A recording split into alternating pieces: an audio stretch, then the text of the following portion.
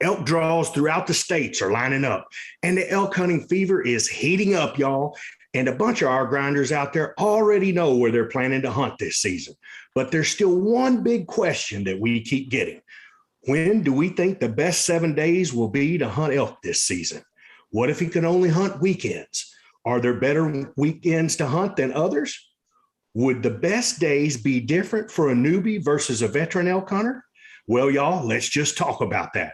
That discussion, our Elk Bros shout outs and questions from our awesome Elk Bros mailbox. So my friends, pull up a chair, adjust your volumes just right, and welcome to Blue Collar Elk Hunting. Welcome to Blue Collar Elk Hunting, brought to you by ElkBros.com, with your hosts Gilbert Ornelas and elk hunting coach Joe Gillian. You want to hunt elk, and they live to hunt elk. Their goal is to share with you what they have learned grinding it out for over 35 seasons, doing what they love. So come on into camp and set a spell. Welcome to Blue Collar Elk Hunters.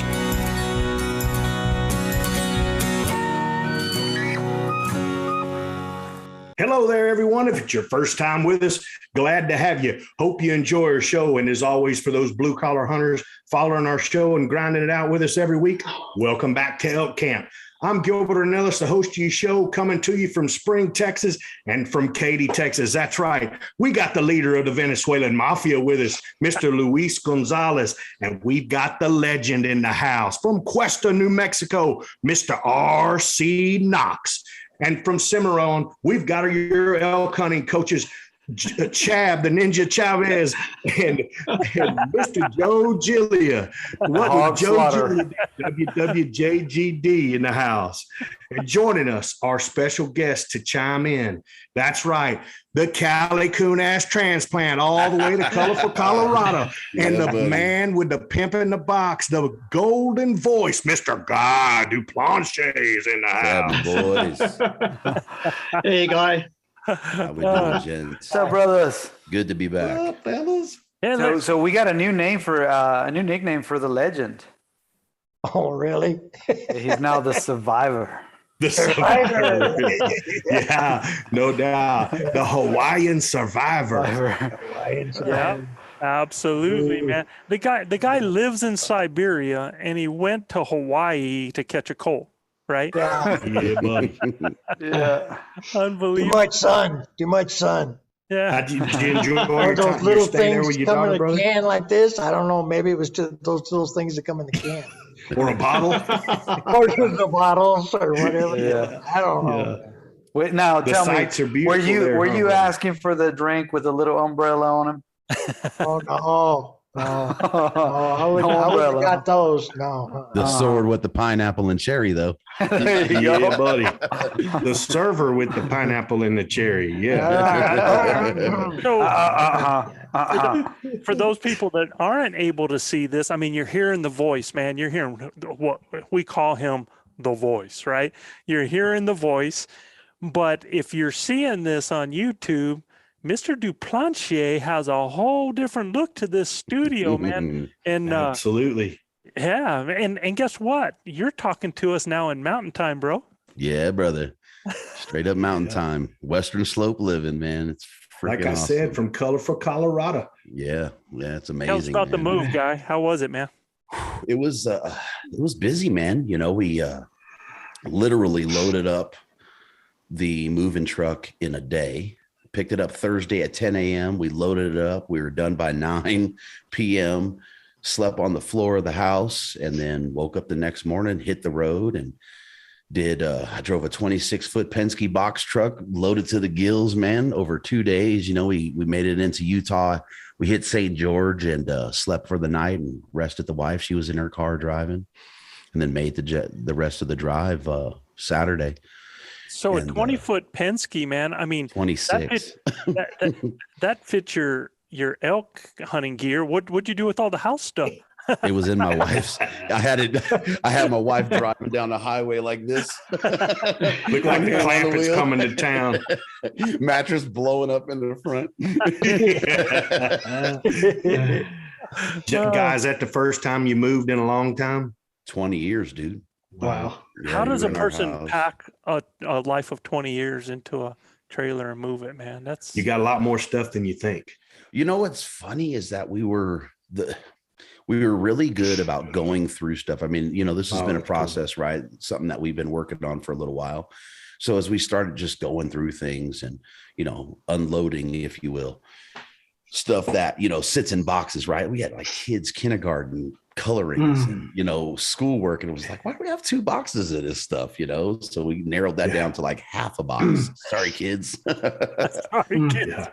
It really wasn't that bad, right? And being that it's just the wife and I, we dumped a bunch of stuff, unloaded one full bedroom at the other place and gave stuff away and just tried to lighten it as much as we could. It was cake, honestly. Yeah, I don't know what I'd do, man. I think I'd have to torch the house, man, and just let it all go up. Because the hardest part about it was considering the drive, right? I mean, you're driving and it was just like, oh man, 867 miles in a 26-footer, but man, Penske did good for us. Oh, that's awesome. The hardest part was coming, hitting that 70 off the 15, coming up over the passes, and that truck would slow down to 30 and I'd be creeping. I just told her, just get going. I'll see you in a couple hours. Yeah. Going over those hills is something, huh? Oh yeah. Yeah. And that was one of the reasons that we stopped in St. George, right? Because we could have made the drive in a day, but in a truck like that high old center of gravity with all that load and just, this time of year is not favorable for moving, especially if you're traveling, in the PM hours. So are you willing to tell everybody what your new hometown is? Newcastle. We're in Newcastle. Oh, Newcastle. Really? Yeah. That's awesome, brother. Yeah, it's amazing, man. Town population is less. It's a third of what my track was in California. Right. It's crazy. And you've seen more elk already in the little time you've been there than you did all last season. Damn near, man. I mean, right behind us, we have there's a drainage about, I don't know, not even 100 yards from the house. It drops down and then, goes back up on a hillside, and I can sit in the backyard and watch elk and deer, run on that hillside in the morning and the evening. And you drive down, get on I-70 and go either direction and you're looking at elk. So, like a pig in What slop. a nightmare. Yeah, and He's right there between Rifle and Grand Junction. yeah, we're 9 miles east of Rifle. That's big oil field country right there, brother. Yeah. that's all. Right down. Well, and Gil, man, bro, you seemed like you were struggling a little bit when you were doing the intro there coming in. I mean, is that all the pain from that wounded wing that you got there, man? No, Joe, that's just my rider. He's got a little bit of block there where he tries to throw curveballs at you and everything. But no, it's all good. Yeah, Big O had a little spin. Big O can't fly, fellas. Let me tell you, when you put 285 suspended, something's got to give, right? So yeah, at the end of the day, I have a distal tear in my bicep. And it's torn off the bone. I've got a really good bruise, right? I don't know if y'all can see it, but it runs from right here all the way around because that bicep tendon comes all the way around, wraps into your elbow, and that's where it tore from. So I don't have to have surgery. I can actually it probably heal in about 3 to 4 weeks on its own, but I'm so active and everything. I like to bow hunt, I like to do those things. I pitch a lot to my kids and everything. I think for quality of life purposes for me, it's going to be better for me to have the surgery. So I go Monday to have the MRI done. I've already met with the doctor, and so Monday we'll have the MRI done. I take the film straight into the surgeon, and then hopefully 7-8 days later we'll have the surgery and be back on the road for recovery. When I got that text from you, but I was like, what? I was like, Yeah. unbelievable, man. Scared the crap out of me, really. I mean, the text was a little, impactful. I thought it was worse. Well, look, I've I don't know how many times I've been up and down, tall ladder stands and tree stands and stuff like that. This happened. It's 6 foot, I crawl up this guy builds a brand new blind on our place. And then I don't know, he threw some wood together to build his steps up to it. And the top step broke. And when the top step broke, everything went down. And I tried to catch myself with one arm. And like I said, wasn't really that high off the ground, but as the when I look at the design of the steps, it's horrible. So at the end of the day, I should have been a lot more studious about checking how rickety it was or anything. Yeah, kind of like you did at my place, and where it took you about half an hour to get up there, and it's only like 12 feet high. But dude, I envisioned that when he said he fell out of a blind. These guys are horrible at geometry, guys. I'm like, dude, if he was up in one of Luis's blinds, what the heck? I might have really hurt myself. So that's I mean, that we make light of that, right? But that is one of the major causes of death and injury, not just in hunting, right? But I believe, if I remember correctly, the OSHA standard is most incidents on falling is 4 to 6 feet is the most fatal in anything. You're required to be tied off above 4 feet. Above 4. So I mean, that's something, I hope folks are hearing that. We're laughing at Gil, but you climb up them stands and ladder stands, the box blinds, whatever it is, don't take it for granted. Try to keep in mind the 100% tied off rule. And we're only laughing now because we know he's okay, man. Before we were freaking, but I was showing the lease to a client, and man, he was like, dude, are you all right? I'm like, no, I'm kind of far from all right, brother. I said, my arm is killing me. And I said, I got this burning sensation in my leg, and I could walk and everything. But what had happened was one of them screws that come out of the rungs was real nasty and jagged and rusty. It just tore about a half moon around my leg, all the way around my calf and thigh. So it was a pretty good gash. Luckily, I had a first aid kit in the side-by-side. So we put some peroxide on it and cleaned it up as good as we could, put some bandage on it. And, I took off and went, I finished showing him the ranch. The guy's like, you don't want to go to the hospital? I said, no, man, I tore my bicep, this is part of it. I said, I'm going to show you the. He goes, dude, I'm going to buy a spot just because you're a tough son. Anybody can ride around for 4 hours and their bicep tore off the bone and bleeding like a sieve out of their leg, man. That's a dedicated cat, You didn't have to get a tetanus shot, Gil? I did, yeah. So my left arm's more sore than my right arm from getting the tetanus shot. I'd had one. I thought I'd had one about 10 years ago, but I couldn't. My Dr. Kelly couldn't see it. He didn't see where I'd had a tetanus shot within the past 12 years. So I went ahead and got one. So we're on the mend, man. My brother is a salesman. The dude will go far for a sale, man. Let me tell you. Yeah, man, we'll get it done for sure. And look, I feel like I hadn't tried it yet. And the doctor told me the other day, she said, you can't hurt it any worse. It's tore. It's tore up. It's kind of like when you tear your knee up and you just, tear your ACL or MCL. It ain't gonna get any worse, man. So I mean, it is what it is. So I'm real tempted to reach back here and grab my bow and draw it back, see what it looks like me drawing it back. Man, you ain't no spring chicken, brother. You better not mess around. I'm gonna get force in the mouth for sure. Yeah, I'm having to realize some of that guy, and I'm really bucking that idea. But yeah, you're right. I mean, I'm gonna have to be a lot more cautious about some things that I'm doing and things like that. But my son goes, so I had to challenge myself. My cousin, my late cousin, Ty Lothringer, he loved to fish on his birthday. And Sunday was his birthday. And we always fished on his birthday. And so Logan and I said, look, I'm going to wake up Sunday morning. We'll see how I feel. And if we can get on the water for a little while, we're going to go get on the water for a little while and honor Ty with a beautiful sunset. My cousin was enamored with sunsets and sunrises. That was kind of his deal. So we spent a little time on the water. I think y'all probably saw my IG post, and my arm was tore, but we absolutely murdered the fish. So I can fish. I can reel a rod and reel. There's a lot of things I can do, but I want to get back to 100%, and I will never be 100% without the surgery. Yeah, and we're gonna need you because we got a pretty cool announcement tonight to make to everybody out there.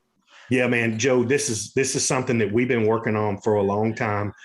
Been great ideas between me, Joe, and the crew. We had a big, long meeting about it at Hog Camp this year. And it was straight, man, Guy, we got to get you to hog camp with us this someday for sure. You got to come out of them Colorado mountains and come chase some of these wild pasture roaches we got down here. Fine with me, brother. But it was spawned many years ago. But Joe, I'm gonna let you tell everybody about it. We're so excited about what's coming up with this Elk Bros Adventures deal. Yeah, we talked about Elk Bros Adventures on the development of that, and we talked about a big announcement that's coming up, guys. By the time this comes out, you will be able to go to ElkBrosAdventures.com, and you're going to be able to see where we are going to have one lucky winner that can win an elk hunt with the Elk Bros. And that is something we are really excited about. It's going to be an Elk Bros Adventures giveaway. All of the rules and everything will be there. The winner of this giveaway will spend 7 days archery elk hunting with one arm there and the rest of the crew, the entire Elk Bros I'll be crew. 2-armed ready to go by then, buddy. Beto's gonna be unleashed. Exactly. It will be unleashed, man. And it will be right here in the land of enchantment in New Mexico. And this is going to be the beginning of September. So if you're interested in winning an elk hunt with the Elk Bros crew through Elk Bros Adventures, go check out ElkBrosAdventures.com and you'll see everything there. I'll also have a link to the giveaway in our show notes so you can get it there. And we're actually going to have 2 different hunts with the Elk Bros. We've got the giveaway, which is the 7-day hunt, but there's going to be an Elk Bros coached Dreaming of the Screaming hunt in New Mexico as well. So, but the second hunt, the first hunt's a giveaway. The second hunt is a purchased 5-day hunt that's going to have limited spots towards the end of September. So we're going to have the one that's going to be the giveaway, and we're going to have the purchase hunts. Both of those will be with the Elk Bros crew. And for us, like you said, Gil, man, I mean, this is something that we're doing this right now, but this is going to go into our training camps. This is going to go into our seminar stuff. It's going to all lead into where we want to take this as far as being able to help other people be successful at all different levels. And what's so awesome about the hunt idea is that, whoever that is that wins to be with us, they're going to experience every one of the bros because they're going to be able to hunt with all of us, man. And they get contacted before they ever get to the hunt by our success team. They're going to have Luis getting with them on their setups, on their bow and their arrows. They're going to have Chav getting a hold of them on getting physically prepared for the hunt. You're going to talk to them, Gil, about, failure points to watch out for. I'm going to be contacting them on setups and calling. So they're going to get coaching, and there's going to be more, and they're going to get all that coaching prior to ever putting feet on the ground during the hunt. So yeah, it's exciting stuff and a dream come true, man. I'm pretty excited about this. Imagine being able to be coached, having a mentor with you, helping you flatten that learning curve, partnering with you out there, in not enabling you, not out there putting an animal in front of you, not responsible for your success. Instead, they are empowering you to be a better hunter, letting you do the things and make the decisions and do the calling, and them there to help train you in the actual situation. It's just really cool, exciting stuff. Yeah. Yeah, and Joe, our vision is to start in the land of enchantment there in New Mexico, and then who knows where this is going to take us? Colorado, Montana, Wyoming, wherever it's going to take us. I mean, we're going to let the people speak out, and there's a lot of people that can't afford a guide or don't want a guide, but they want to learn. And Joe and I've spent most of our lives being coaches. Chav, we spent most of our lives coaching people, and this is our passion. It's what we really love to do, and we're going to make this work come hell or high water. So I'm extremely excited about it, to be working with some of the best elk callers, the best elk elk hunting coaches and a team of guys that I truly respect and love, so there's something to be said about that, working with men that you respect and that you love and you trust, so we're really excited about Elk Bros Adventures. Y'all get to the elkbrosadventures.com and check this stuff out. This is exciting stuff and a dream come true for all of us. Absolutely. Hey, and just so you all know, okay, put yourself out there in the middle of the woods with the Elk Bros around the campfire every night, having a blast talking about our hunt during the day. Joe is going to let us. Some of the best food you've ever ate in your life. Yeah, and Joe is going to let us, have a fire pit every night there while we have all these conversations. And, it's going to be awesome, guys. And just think about it, man. It's like, and then you can pick up, I'll give you all the tools that you need so you can pick a Manano every single day in and day out. Well, we'll have RC there to keep everybody straight, man. RC will. Absolutely. Excuse me. I thought we were bringing somebody on to help pack animals out. There you go. Man, I tell you what, it was one of my biggest honors last year was to look up and see RC Knox with a bull on his back with one of my bulls that I've killed. I've hunted a long time with RC, and just an honor to look up and see some horns on his back. And those of you that don't know the legend RC Knox, he's been around more bull elk than probably all of us combined, but he never backed off one. And I know his knees were hurting him. His asthma was giving him fits. He never backed off an inch and took my bull back down that mountain the same way we came up, which was brutal, absolutely brutal. But man, I'm telling you, that's why I ride the river with these guys. They're unbelievably passionate, and they love elk hunting, and everybody chips in. I mean, Joe and them guys came from miles away to come help us.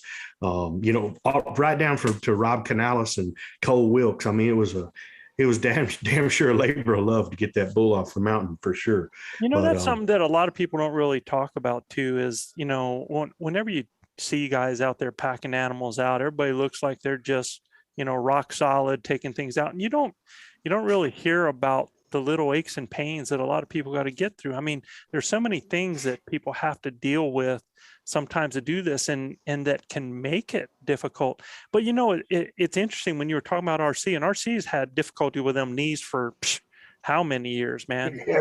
Forever. But I've never seen him not getting it done in the hips. Exactly. And, he's been dealing with some breathing issues and stuff like that. But come elk season, it's amazing, man. It's like the gods just went, poop, you're okay. No, that's character. That's character. Yeah. That tells you about the character about elk hunters, about hunters in general. That's the kind of stuff that makes me love our demographic, man, is, guys are going to go out there and they're going to get it done come hell or high water, and they're going to see their boys through, right? Just like Gil said, right in the river, Look, Canales had a broke foot or something like that. I mean, it was some torn ligaments, right, in his daggum foot. And then Brendan, we didn't know, but Brendan had a broke foot too, So I mean, these cats were really sucking it up and helping one another. It was crazy, man. So for that grinder that's going to be joining us, bring ankle bracers. Yeah. Well, no. Stay out of that tent where them boys are putting their foot up the butts, and you got to worry about it. Well, I mean, you look at our whole group, and you look at how dynamic we are. I mean, with everything that was going there, Chav working within his ability level to get done as much as he could, Manano dealing with his mental disabilities. Yeah, I mean, think about it, You have those shortcomings, and you just got to overcome them. Joe, before we move on, I know you've got a question from the Elk Bros mailbox that you wanted to talk about. I right? do, man. I do. Jackson Henry out, and this is perfect, man, because where we're leading into, I think this is a great thing to talk about. And I think there's a lot of people that have this question, and you would think that it's an easy answer, but it's not. Jackson Henry out of Indianapolis, Indiana, he said, "Hey, bros, want to thank all of you for what you do. Thanks to you, I'm planning my first elk hunt in Colorado," which is way cool, Jackson, man. That's awesome, dude. My question has to do with OTC versus the draw. What are the pros and cons of choosing to do one or the other? Would it really matter to a first timer like myself? It's a great question. Great question. Guy, why don't you lead us off into that? So I'm saying OTC, first timer OTC. You got an either sex tag, right? You may see a little heavier crowds in those units, but if you can't pull the proverbial trigger on a bull, you can always take a cow if you're just out for an elk. And it's a great way, right? A first time elk hunt, there shouldn't be any pressure to go and have to decide on, whether or not you're killing a bull or not. And then with the standard in Colorado, right, is getting on a age class bull that's legal in those bull only or those draw units. So I would say go OTC all the way, brother. And it opens a lot of the area up for you. You got a plan A, B, and C. And if you're getting an area that's, you feel is overcrowded or it's a little bit out of your wheelhouse in terms of terrain and whatnot, you just bounce to the next OTC area. So I was going to ask about that. Is it possible to put in for a draw? And if you don't draw, then just go OTC? Yes, absolutely. Yeah, absolutely. Absolutely. Yeah, put in, but you want to put in for a unit that you're not going to get, right?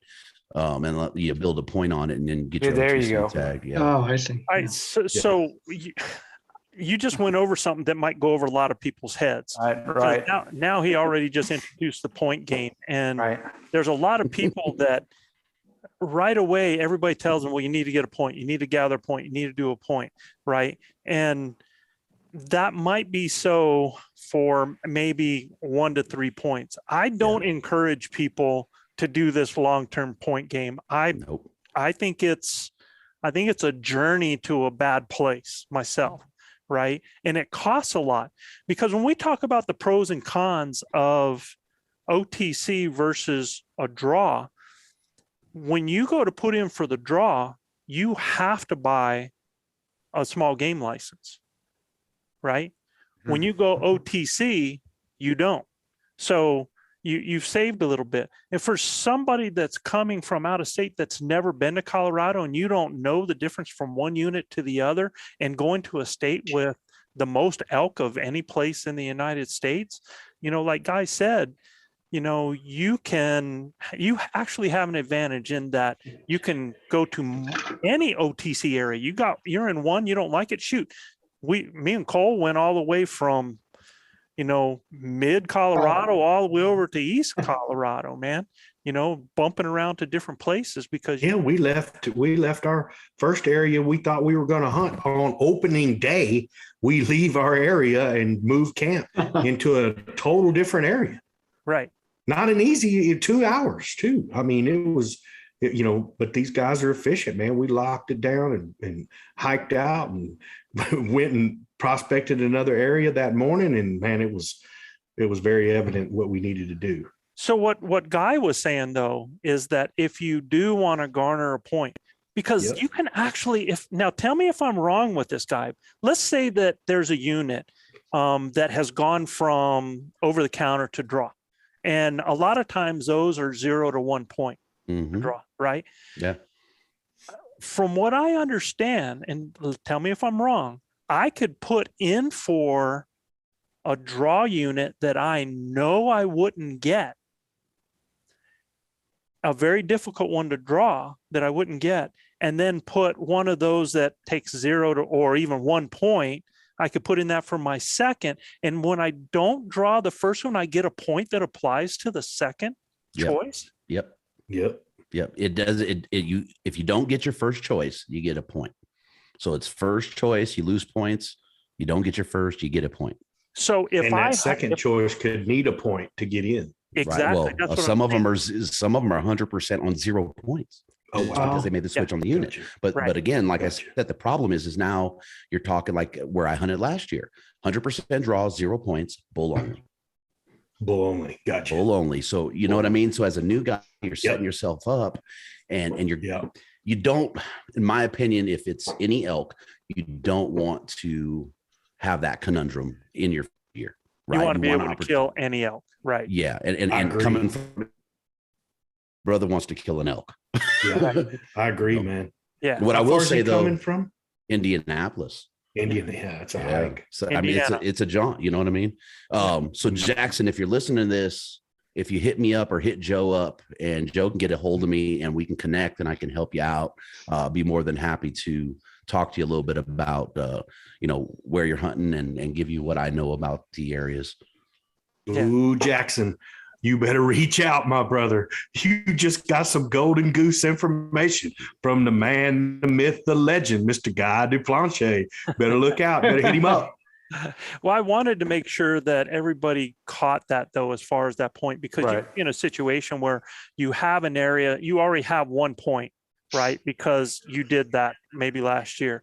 You put in for an area that you knew you weren't going to draw because you're going to go OTC. So you were actually able to put that in. You're pretty much buying a point because you're paying for a small game less license. So you are paying for that, right? Right. Then when you don't draw that, and then you can go OTC, you end up with that point. The following year, if there's an area that you're going to need 2, it's 100% for 2.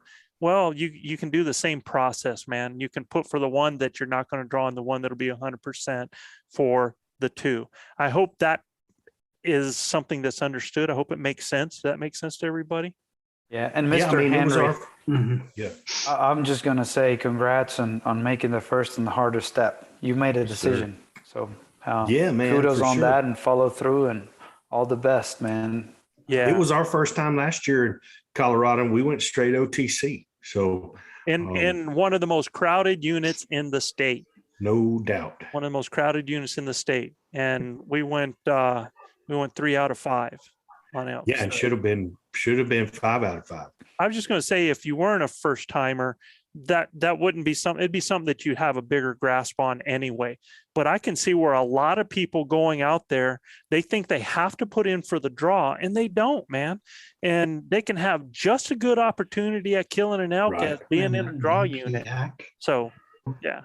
Guys, you know what time it is. It's time for our Elk Bros shout out. If you're new to the show, this is a shout out to a few cities with the most listeners topping our charts this week. Hey, man, I don't know what happened while we were in Texas, but people just like blew up, man. We've got to thank those folks with those incredible reviews on Apple Podcasts. They are keeping us. And you don't see this very often when you go look at Apple Podcasts. When you look at ratings versus reviews, most of the time people get about 17 to 20% reviews to their ratings. We're still at that 50% mark. So wow. I just really want to thank everybody for taking the time. It shows that you care. It shows that, that you feel what we do has value. So, and we're going to continue to thank you. Jim Coyle, man, Jim, the Wyoming elk hunter, he's been hunting 44 years and says he still picks up nuggets when he listens to us. Then we have Mr. September. This guy says we are legit. And he says already rewatching episodes. Now, if you've gone through 155 episodes, kudos to that. Man, let me tell you. Die hard. Die hard. Yeah. Sopranos 19 he says he loves that he learns about life when he listens to us and not just hunting. And I'm not sure where he's learning that at, but I don't know, but I love the Sopranos. How you doing? How you doing? Yeah. Roman Rosella. Did I say that right? Yeah, Roman Rosella. Yeah. So Roman, guys, has transplanted from California to Katy, Texas, and he says that he's a kindred spirit with the Houston. Look at that. Katy, Texas representing. Yeah. So let me ask you. Hopefully, he didn't bring in politics with him. Yeah, Sorry, you brother. keep that on the low down too, right, man? Right. So let me ask you, Luis, does that qualify him for mafia status? Look, man, honestly, look, if Manano can be a mafia member, anybody can be a mafia member, right? But the problem is, so where there's a big gap is like about being the Venezuelan mafia leader. There's difference there. Okay. So, All right. I mean, yes, absolutely. If he wants to put in his application, more than welcome to do so. AK Vinny, West Coast Hunters and Anglers Club. Vinny, man, is awesome. Vinny was listening to one of our episodes where we mentioned Gary Loomis. And Yeah. So do you remember that?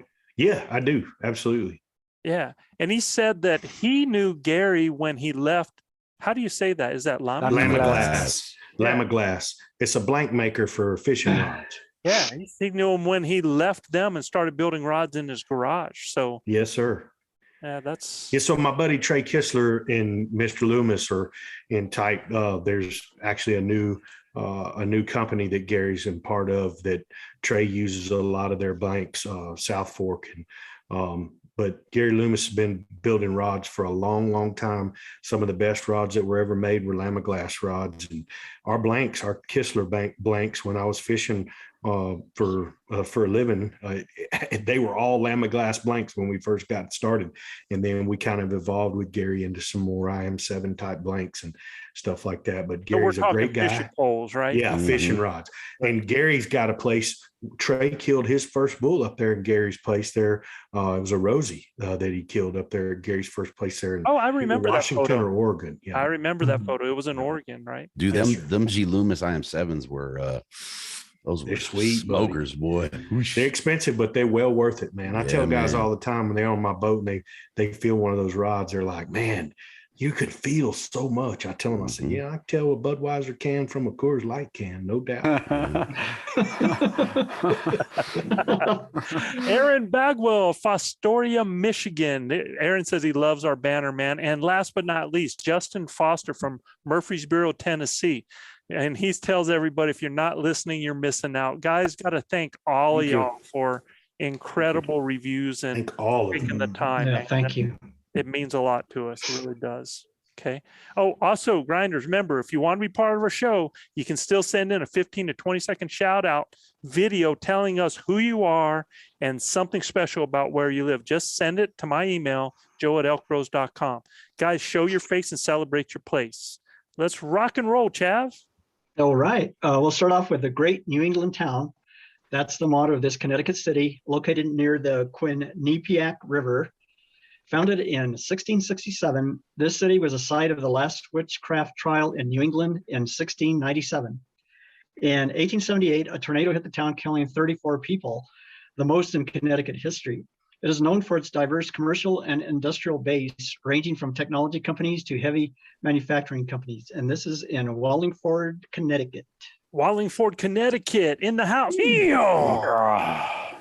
Wallingford, Connecticut, and that's way deep East Coast, man, for sure. I Good have deal. nothing to relate it. When they talk about Quinnipiac River, and I know it's New England, and no Connecticut, and Connecticut's only so big. I mean, And it's Sure. cold. For sure. is it really? Oh man, dude, it gets cold up on that eastern seaboard. Look, brother. dude, y'all can say that, man, but I was just in Texas and it was friggin' 90 degrees. And a high of 28. We picked that weekend especially for you, yo. yeah, He didn't look like he had a problem sleeping in the blind, though. He wasn't that cold. Oh yeah. Unless he just burned all the calories. Heck shivering no, and man. Man, let me tell you Just threw something. me under the Keeping bus. this cat in the daggum blinds like caging a lion, brother. I'm gonna tell you what, he pacing back and forth, and like he hears something go, man, maybe we ought to go after that. You know, Talk Do about you- wearing the shower curtain for clothing inside that blind. yeah. I'll tell you, man, dude, it was so fun. We got to really do what we love to do with Joe, and that was so fun, man. for Well, sure. look, It was awesome. I'd never thought of it this way until my daughter said it today, because when I explained how we had some bait out there and we were sitting and waiting and everything, she said, Dad, you weren't hunting, you were fishing. Much like it. Yeah. Much like it. Just sitting there waiting. That's a dilemma, though, man. That's Yeah. and no offense, right, to our brethren that sit stands and blinds, but that's Take one it. thing that I've always found hard, right, is not going and creating my opportunity. Mhm. Is why I couldn't do it either. I'm making fun of Joe, but man, I'd bug out in a blind. Yeah. You got to be here to understand the topography, everything else. It has that its own goes in. challenges. Yeah. It does. It has its own challenges. And once you got here and saw it, you go, oh, now I know why y'all do that. Well, I found in Texas. I've Yeah. sat in a pallet blind, and Yeah. I tell you what, man, it's Not like for you.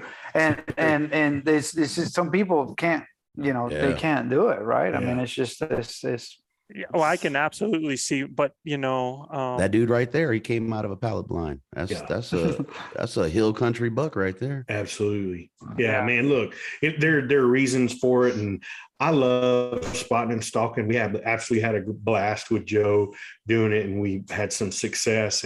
But those critters, they're highly underrated, how smart they are. Oh, they're and well, how yeah. I mean, prolific we're they sitting are. in a blind, and you guys are like, "Oh, wait a second, there's one coming." Oh, he went away, smelled us. I'm like, I didn't get to see anything, man. What's up? They're I think they're super yanking my crazy. chain the whole time. Joe, It's like, Joe, don't move. Don't move. Joe, don't move. Joe, he can't hear me. God dang it. The hog is in another county. oh, man. Yeah. Well, look, you're out there in daggum 9-degree weather trying to stay warm in one of them little box freezers, man. It's like, Yeah, I got to be moving, man. I got to be it moving. was definitely brutal. Yeah. It was. It was Joe, A definitely lot brutal. of fun, man. I had a blast. We Joe, have the to do it next tomorrow. top listening city was originally called Clintonville. It sits on both sides of the Fox River in Northeast Illinois. In 2017 and 2011, Money Magazine named it one of America's best places to live for economic opportunity, excellent schools, safe streets, things to do, and a sense of community. The city was named after a Scottish hymn. The city's motto is where tradition meets the future in South Elgin, Illinois. South Elgin. Man, America. Could be Elgin or could be Elgin. But it's such a cool name. since they said it's Scottish, I'll say Elgin. And Chicago is one of our biggest listening cities. So I'm not sure if it's close to it or not. But man, all y'all in Illinois, thank you for listening, man. Absolutely. The tradition meets the future. The next up, this Colorado city was named after a judge in 1881 who presided over the miners' court in neighboring Breckenridge. The city was a makeshift camp for workers making the Dillon Reservoir surrounded by the Buffalo and Red Mountains. It is the perfect setting for ice fishing, hiking, rock climbing, snowshoeing, cross-country skiing, and snowmobiling. Sound like they should have had the Winter Olympics there, y'all. It is situated between the Gorge Range and the Continental Divide to the east, and that's Silverthorne, Colorado. Silverthorne. Man, it's beautiful over there. We were over that way yesterday. Really? It's amazing. Yeah, it's about 75 miles east of us. Okay. You guys are I should have read the Colorado one. I'm up. This historical northeastern town is named after a nearby stream and is located in southeastern Pennsylvania. It was established in the 1770s. It is home to the mill at Anselma, the Lightfoot Mill, a National Historic Landmark grain mill built in 1747 and considered the best preserved example of a grain mill of its kind. It has an original wooden gear system and millstones and is fully functional today and continues to mill flour and cornmeal for sale. It's located in Chester Springs, Pennsylvania. That's pretty cool. That's awesome. Man. Pennsylvania in the house. I know Gil knows about that cornmeal down there catching them fish, Absolutely, man. brother. We fry them fish up in it all the time, boy. The thing that amazes me about that is, man, they have this cornmeal from 1747 that has original wooden gear system that's been working from 1747. Yeah. Dude, I can't get my car to last 3 years without breaking down, man. Well, I mean, the way you treat them, I'm surprised it lasted that long. It's American made, buddy. Yeah, buddy. The wooden gear system was American made. That's what I'm talking about. Yeah. Built to last. Built to last. Gilbert, take that last one for us, man. Absolutely. Wait, Luis, you haven't done anything. I did. For the last 100 and something episodes. Come on, bro. This top listening city was named after Pierre Paquette, an early fur trader and settler of south central Wisconsin who settled in the area in the early 1800s.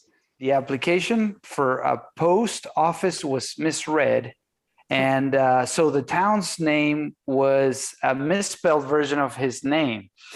nature lovers destination. The town view is the Mackenzie Center, 500-acre property featuring nature trails, wildlife exhibits, museums, picnic areas, and more. It's located east of the Wisconsin River and Lake Wisconsin. Poynette, Wisconsin. Yeah, another Wisconsin in the house. Do you know how many people received their names in the United States because somebody that brought them into the country didn't know how to read how it was written? That happened in a lot of countries where people migrated massively from world wars. In Venezuela, there's a lot of that too. Yeah. You end up with a name that was not the original name. Right. It was just pronounced in the way the person that heard it wrote it down. I'm still trying to figure out how some of those people ended up with the last name like Butthead and, you know. Or Giglia. Giglia.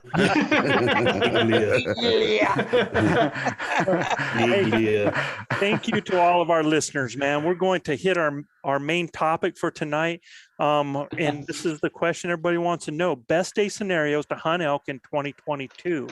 And what we're going to do, y'all, is we're going to talk about best 7 days. But in doing that, we're also going to talk about a gap of time.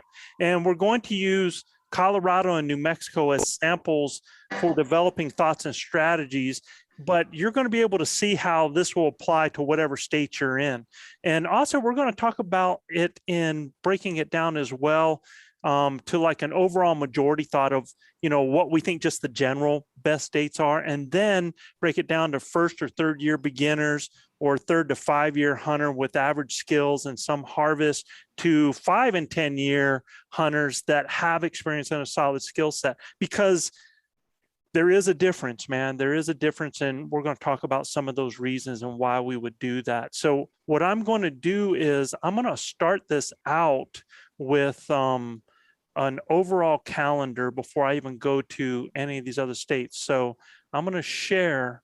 I'm sorry. Let our listeners know that they got a link that they can go to and see it on our webpage. Yeah, absolutely. They can go to YouTube, or you can go to our webpage and look at the top, go to ElkBros.com, look at the top, and you'll see best season calendars or something like that. And the link is best days calendars. Simple days calendars. Okay. I was going to say the simple link is ElkBros.com/calendars. There you go. Or they can just go to ElkBros.com and they'll be able to get the link right there. So does everybody see this? Yes, sir. Yes, sir. Okay. So what we want to do is, this is just looking at this calendar, and whenever somebody sees this calendar, we've actually broken it up in a way so that you can tell what the key elements are. So and the other thing we're doing is we're not just talking September, y'all. We're going to talk September all the way through to December, because we have people that go from archery to muzzleloader to rifle, and at different times of the year. So we want to talk about those, and we're going to start off with September. And when we look at that, when we take a look at September, what are some of the things that you guys notice right away that are going to impact decisions? Full moon. A lot of full moons in that first hunt. When you say first hunt, you're talking about New Mexico, Chad, which we're going to get to. Right. But, you know, for the first half of the month, right? Mm-hmm. Yeah. Correct. So, you know, when you take a look at, most states are going to start either on the 1st, or Colorado starts on the 2nd of September for their hunt, right? And Colorado goes through to the 30th. Now in New Mexico, we end up with our hunts that are split in two. But when you take a look at this, if we were just to look at these days, there's things that you have to take into account. Number one, you have to take in the Labor Day weekend. Why is that something important to take in? Yeah, a lot of people are off, so they have an extra day. But that's and that's on it's the not, weekend. And it's not only hunters, it's everybody. I mean, it's your ATVs and everything. Absolutely, man. Campers. People are recreating, right? Yep. So this is their chance to get out and have those family outings, fishing outings, camping. I mean, think about it. When we were in Colorado, what it looked like on that opening weekend. It was crazy, right? So you have to take in consideration that opening weekend. So if you look at if you look at the beginning of the month, there's going to be a lot of people that would really shy from that. Yeah. I wouldn't. Me neither. Me neither. I've hunted many times in that scenario right there. I Kill mean, bulls. I think it would be a consideration of where I'm putting myself on the landscape, right? Would be a big deal. But I like that early part of the month because the animals haven't been conditioned and tainted, right? They're fresh. For the last 2 years, we had more talking bulls in that first 3-4 days than the rest of the month. Absolutely. But see, that's where I wanted to kind of put this and where we break it up, though. I mean, when you have that first to third year beginner with a limited skill set, for guys that have trouble finding elk, number one, and I don't know if you notice in what you're talking about is exactly right. A lot of times on the first through about the fourth, you got bulls that are talking, right? And then what happens? They shut up. It's silence. Yeah, it gets real quiet, right? Depends on weather too. So you can get a cow pop in heat somewhere, It'll Right. depend on the weather too, right? Temperature. Sometimes. I think it all has, I really believe it all has to do with, Sure. some of those cows coming in estrus No early. doubt. No doubt. Not only that, you've had bulls that are trying out their voice. It's all happening in August and the end of August, and they're screaming back and forth. Nobody's hunting them. Nobody's educating them. They're just having a good old time. So it doesn't bother them to continue that until all of a sudden they start The getting pressure people. feels it. Yeah. Yeah. They start calling in people. And I think that changes things. So, everybody has heard us talk about how much we like to hunt the early part of September, but we're experienced, right? And for the fact that, And I've hunted both. right, you have. Yep. Hunted both. Oh, yeah. What would you say And- is the biggest difference from the early to the first part of the year to the second part of the year, RC? I think you have to work harder at the beginning of it. You've got to use all your skill set that you've learned in the past, and just like you said, that the second hunt or later on, Second they're half all, of the month, right? yeah, they're talking, and it's easier to locate them and all this. But I'm like you guys, I love that first hunt. Mhm. Right. Now, so let's really talk about that though. In the way I want to explain it, I'm gonna look at the month. I want everybody to look along with me, and I know where Chav's head is too, because if I was to ask you what day should we start a hunt on, I guarantee you I could put money on which day it would be. Which day would you say? Looking at that September calendar, I'd Yeah, say the first. The first. The first, exactly. Yeah, because they're you could actually pattern them, and if they're not leery of people, you can actually bump into them. A beginner could bump into them, but if you're a hunter that's hunting for meat and you're not worried about a giant trophy bull, you can, and you have some skill, you can score that first week regardless of the amount of people there. And actually, man, that first part of the season is probably one of the best times to get a big bull, because it's really hard to call a herd bull off his cows once they've cowed up in Oh, that yeah. second half of the season. Yeah. Right? Mhm. Okay. But as an overall thought, now you got to remember, y'all listening to us. I've been hunting these critters. It's going to be my 40th season. Gil's got, he's been hunting with me since he was 50, since he was 40, right? And he's 52 now. So, 13 years. Yeah. yeah, Chav's got 14 years under. RC's got 112 years under his belt, right? So these guys have a whole different look at this. So when you look at this, I want to break it down in that, yes, from that first till the fourth, you have a good chance of those animals, and especially first and second, even the third, you got a good chance of those animals are dumb and dumber at that time. They're not call shy because they haven't really, some people go out and educate them, but really they haven't been bumped around, chased, harassed. So And you end up with an early estrus sometimes when those bulls, and it's happened for me and Chav. I mean, lots of times where we've had bulls screaming on that early part. Like Guy said, he pulled into camp and those bulls were screaming like crazy, right? Yep. Early on in the beginning of the season. Now, what happens though, Labor Day weekend, when, and everybody's going to really, some people will roll in Friday night, but a lot of people are going to roll in Saturday morning. There's going to be a lot of traffic. There's not going to be still a whole lot of people in the woods, but by that afternoon and the next morning, there's people saturating the woods. Okay. If they can get off on Friday, then they're cranking on Saturday. It just depends on their situation. But a lot of Labor Day weekend warriors are going to get off work and they're either going to go that night and set up in the dark, or they're going to get there the next morning. Okay. So the Labor Day weekend is tough. Can it be done? Absolutely. Yep. Does that mean that they're going to scare animals, all over the place? I don't know. It just depends on the area. And I really don't think that animals go that far. I think they either go up in elevation, down in elevation, or find a hole. That's just my view. I don't know, Guy, what you think on that. I would agree with you, Joe. I think that earlier season too, right, is the younger bulls are more susceptible, right? Because they're going to be gathering and whatnot. Absolutely. And if you can put yourself in the elk, right? If your e-scouting game was up to par and you put yourself in elk, man, calf sounds, cow sounds, that stuff is gonna reel them boys in. They'll be looking to gather those cows up because they know they're gonna lose them soon. And what you're going to find is it's been pretty much a regular thing for us, is that things will go silent for a couple of days, man. It's like they're cranking and then all of a sudden, it just goes quiet. Now it could be you're just not in the right place. I attribute a lot of times people not hearing elk as not being where they can hear elk.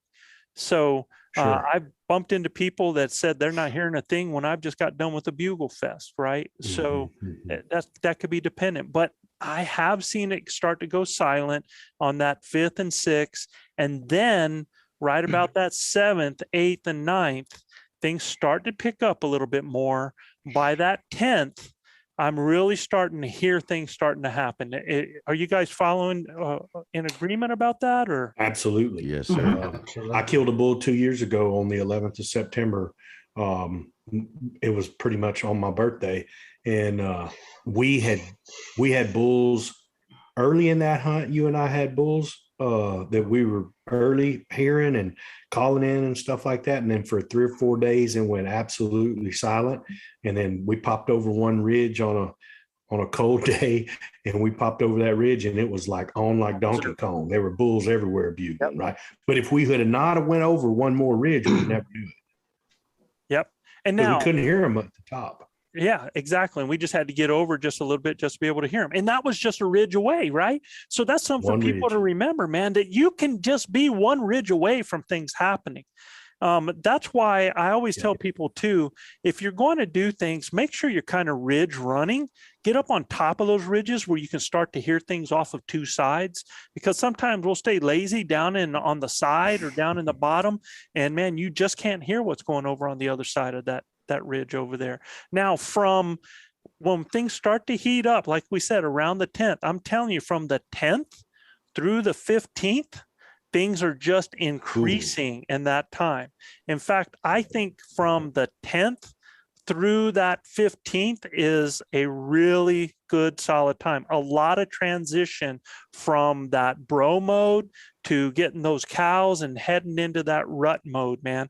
And I still think at that point in time, some of those bigger bulls are shadowing. When's the equinox? So you see the red moon on here? That's the equinox right there. Is that so it? when you see the red, that's the equinox. Now, if a cow was to come in heat, on the equinox, and guys, just because that's the equinox does not signal that every cow comes in heat. Not at the same time, right? You've already heard me say that one could have come in on the first. Now, here's something I want you to think about is they generally, if they are not bred after their estrus cycle, they will come in heat again about another 21 days.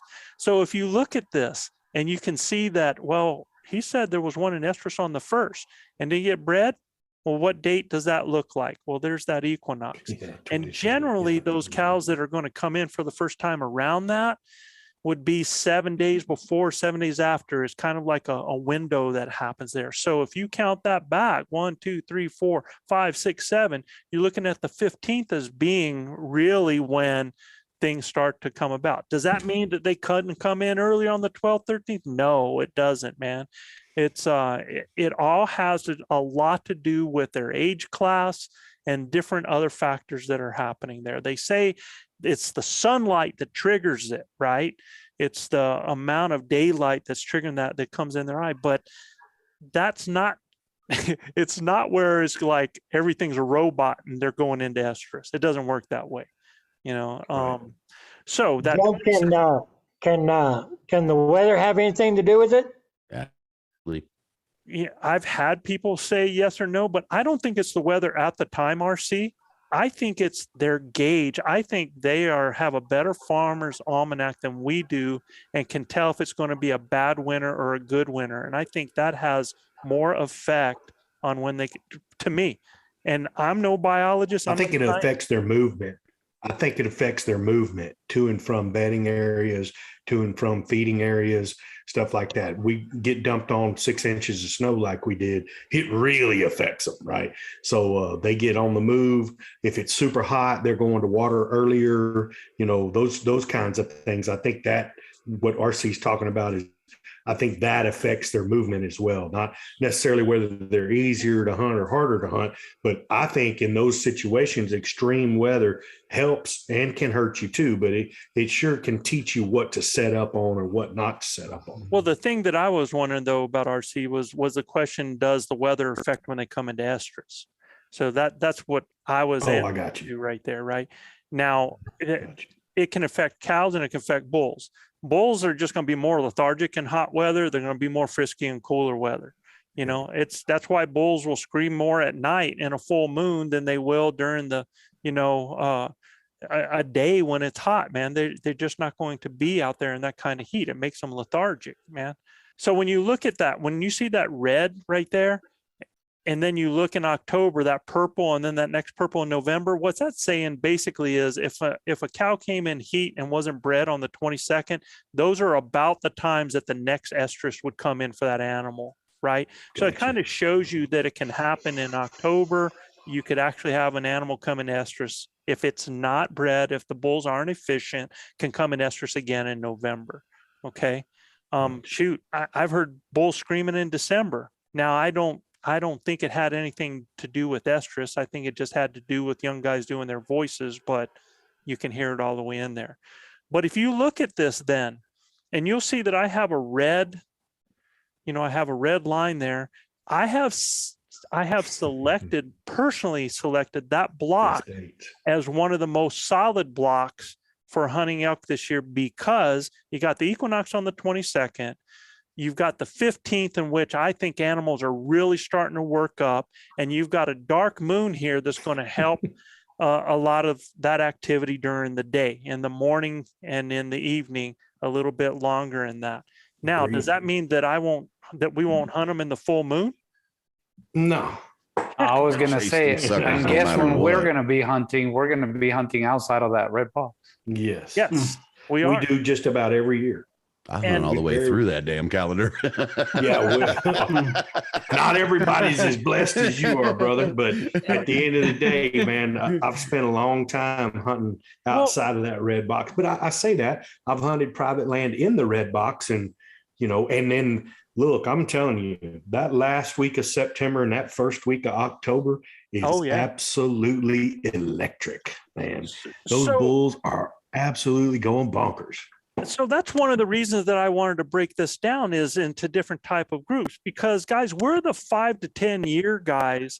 Shoot, we're way over that has a solid skill set, and we have multiple harvests, right? So we have a confident type deal, or we might have our own best days. We might have our own strategies. And if that works for those guys, man, they got to stick with that. But when you look at that 1st to 3rd year beginner with the limited skill set, I'm telling them to go as late as heck as they can in that season. You know, okay, I'm the greenest guy on here in terms of being in the elk woods, right? I mean, without a shadow of a doubt. Right. I would agree with you, but I disagree with you because I think there's a point to be made about getting through the base camp and increasing your skill set and not limiting yourself as what is a beginner, right? I want to go hunt elk. I got a 7-day window to do it, right? That's what we're talking about here. There's no reason that a guy should be going into, okay, I'm sorry if I offended. There's no reason a guy should be going in the woods with a limited skill set, right? That's right. It's Especially when they go call through Elk that. Bros Adventures and get You got a year to go through the modules, right? And build that, right? And get those different scenarios down and understand what you're going into. If you got to take notes, put the notes on your phone. If you got to read through that stuff and change your skills as you go, that's the way to go hunt elk for the 1st to 3rd year guy, right? You go in there and you're going to go ridge top bugling. Sorry. Yeah, probably not doing so well. Hey, bro, you're you know what I mean? You're going to be back next year and you're going to grind a little bit harder through the base camp. Right. So I agree with you, Joe, to a point, right? But going out with a limited skill set is like going out with a half-cocked bow that you can't shoot past 20 yards. Yeah, Right. one you can't draw.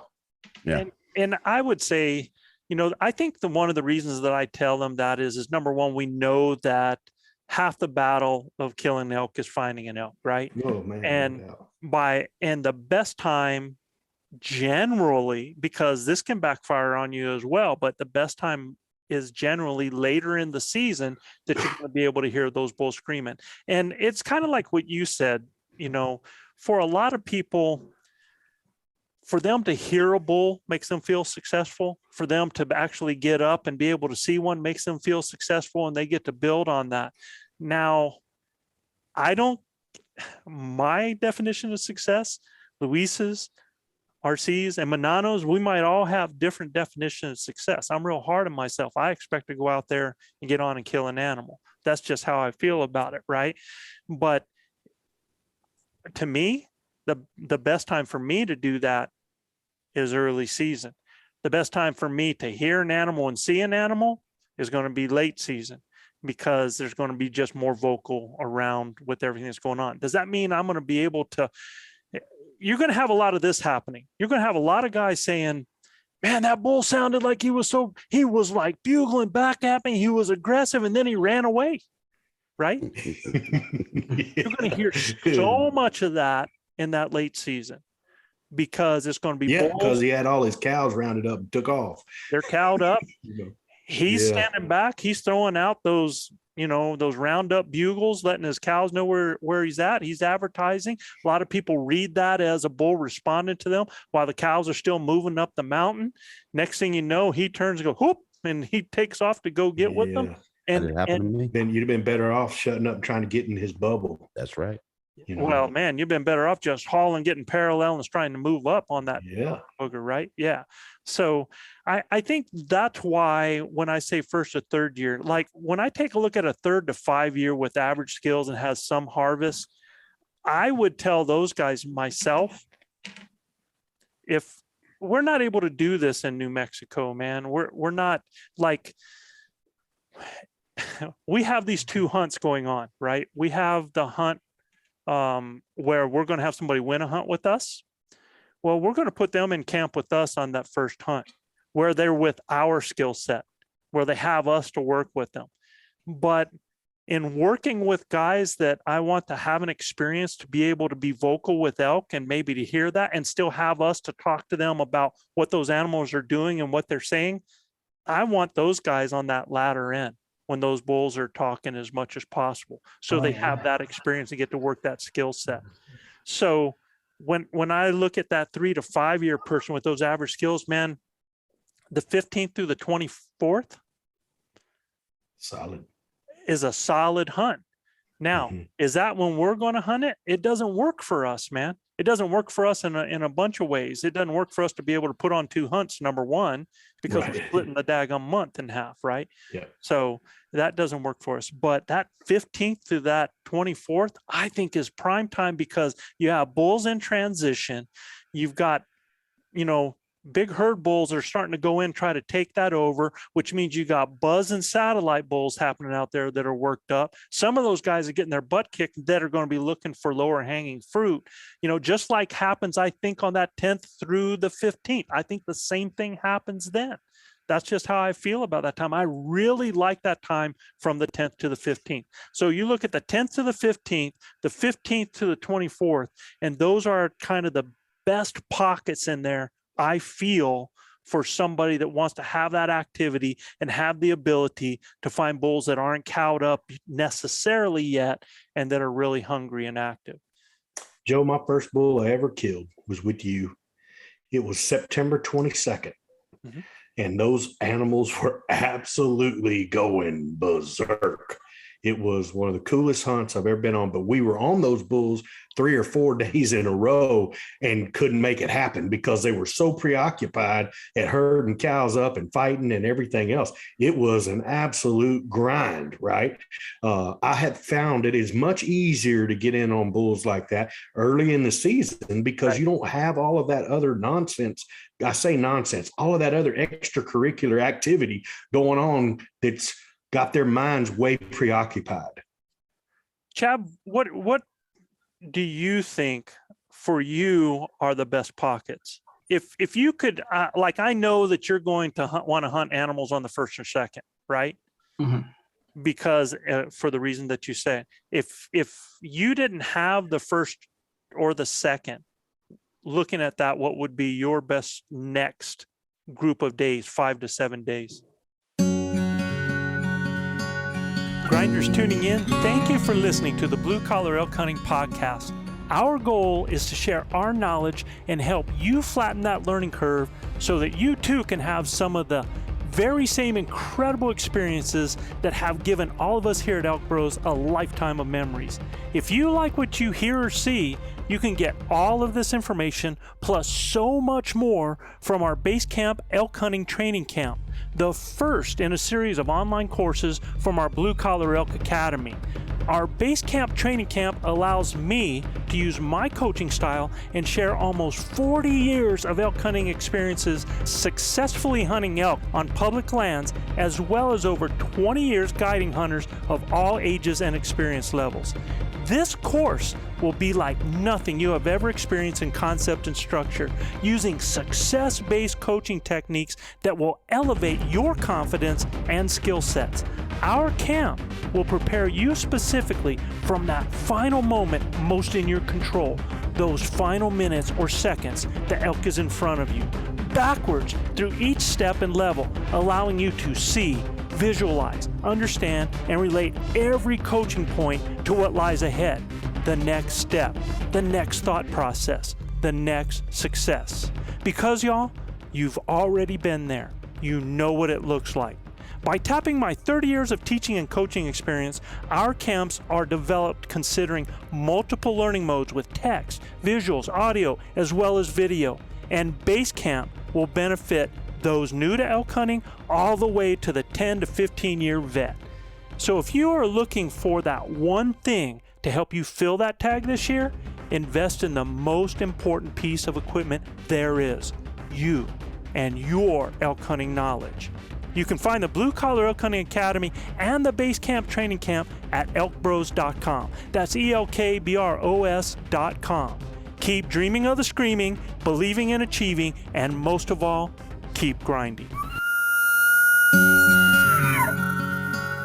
I think the days following the weekend, because there tends to be a slowdown, and like I said, all the weekend hunters take off, and it seems like things quiet up a bit, and the elk that have quieted down start being vocal again.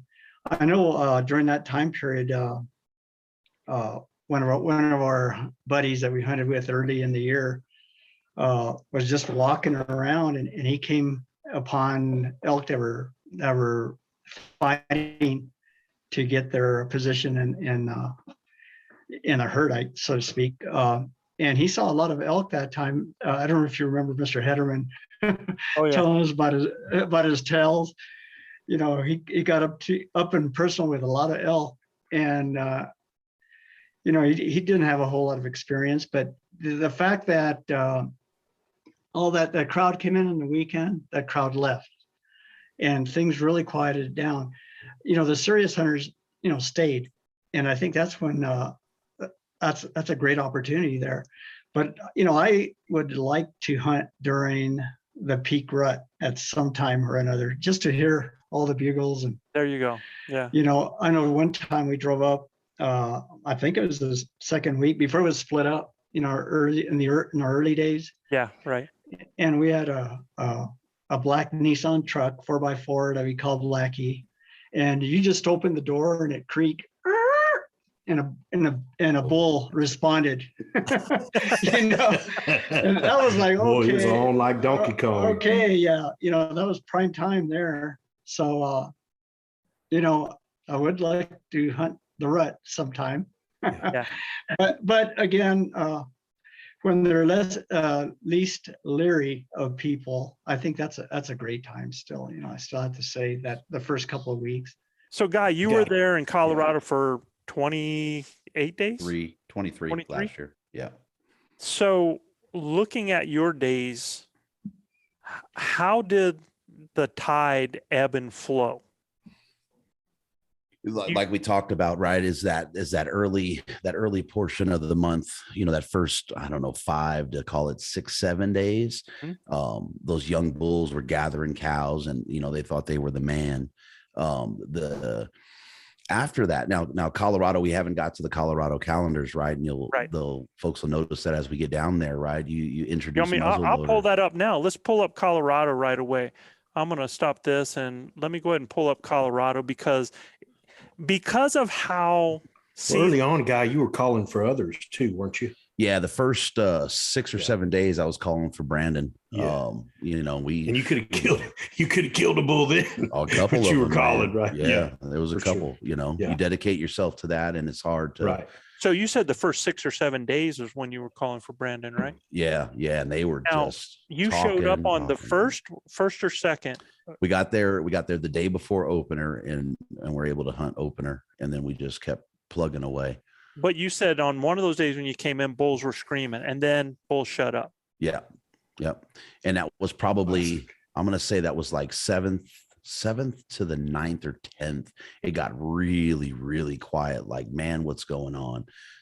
Temperatures heated up. The barometric pressure was like 31 and some change. Hot, 30. yeah. I think it was like 31.28, right? So bulls got really, really quiet. And that was one of the things that we paid attention to that whole time was that barometric pressure, and watching that effect. I was just curious about it. And it really did seem to have an effect as that got above, I can't remember. I think our money spot was like 30 to like 30.28, 30.30 was money for them. Mm-hmm.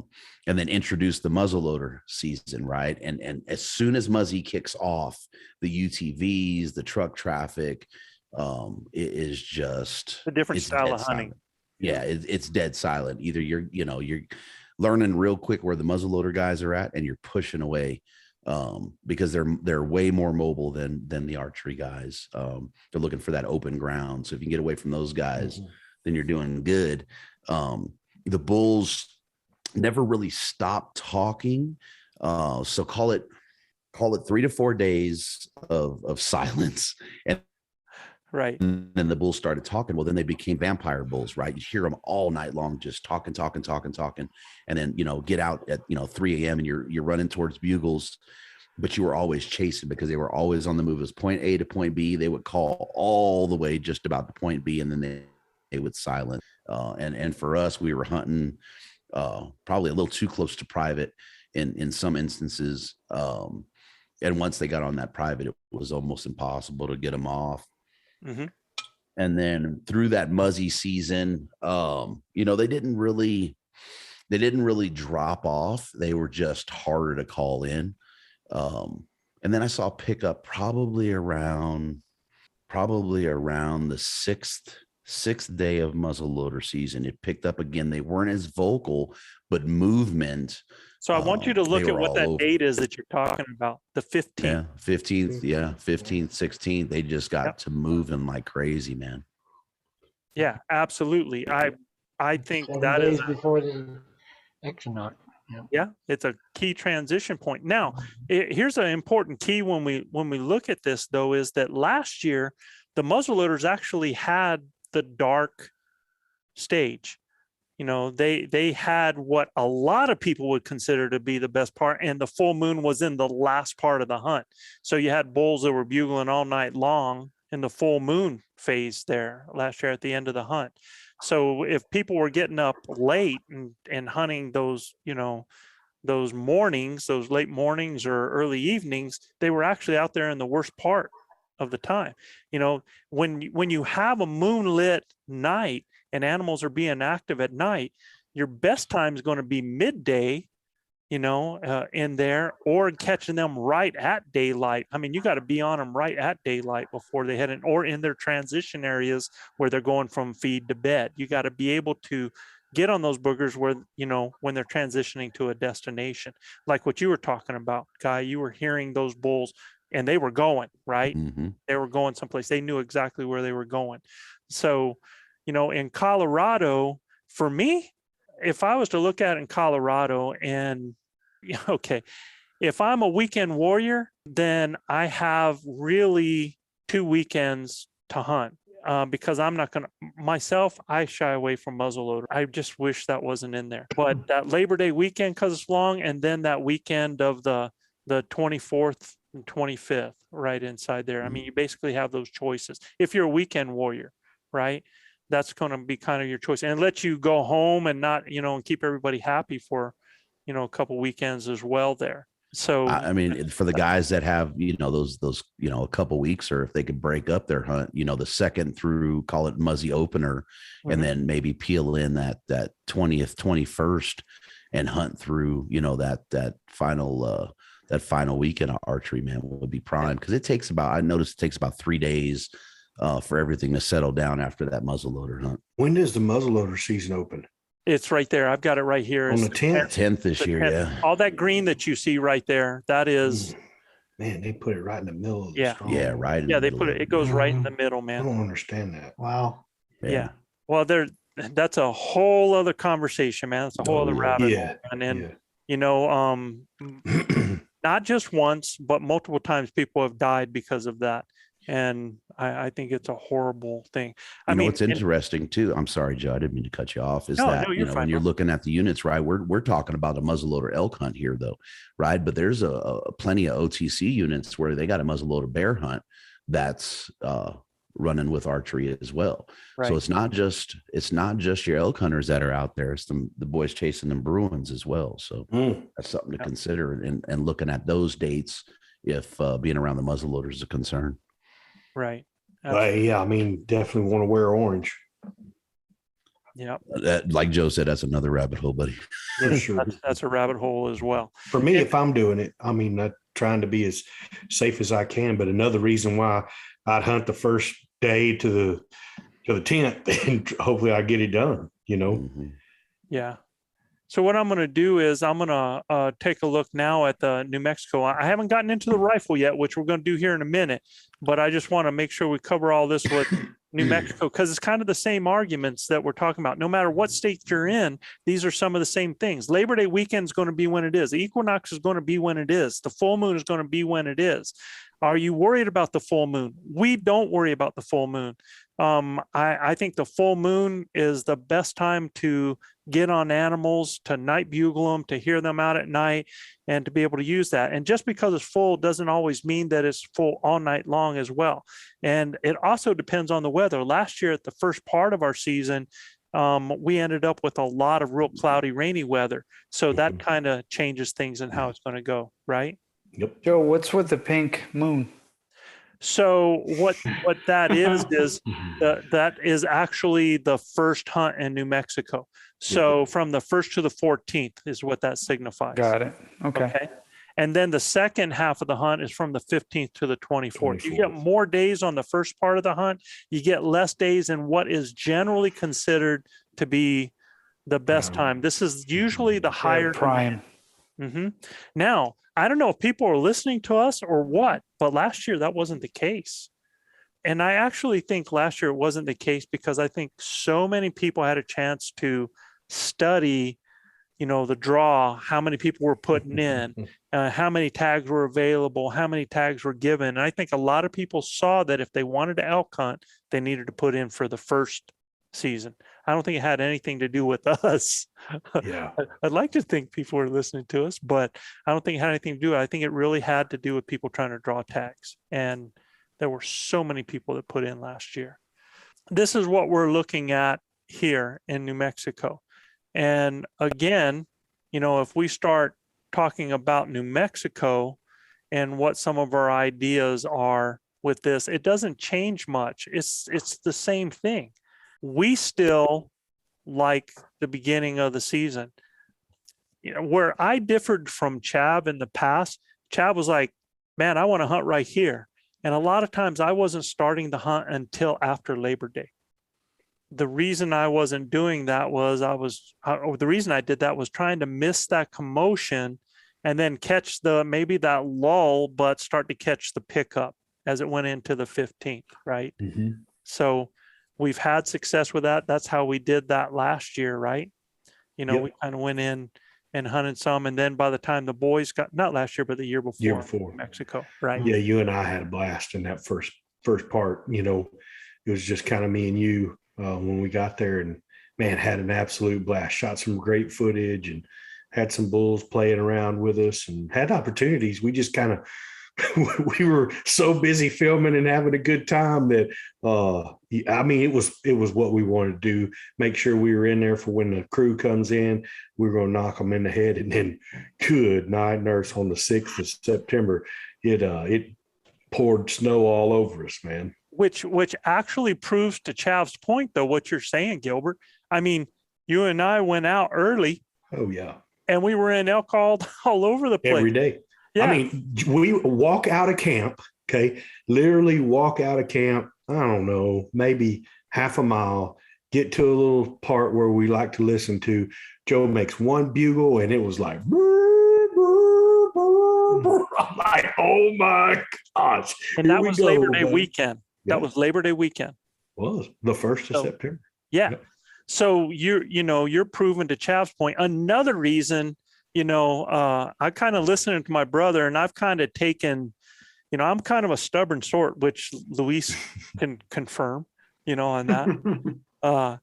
But I tried to hit things in a certain time that I had started to notice. And Chav's like, man, I just want to go on the first, right? He's like, let's go kill them dumb ones, man, right away. So which there's a lot to be said for that. Plus, dude, that bull that you and I called in on the Labor Day weekend was no small dumb bull. That was a 7x7 bull, big 7x7. Yeah. He so, wasn't no dummy.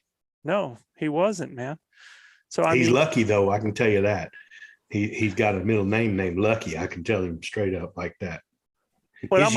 His years of service have served him well because he was almost duped.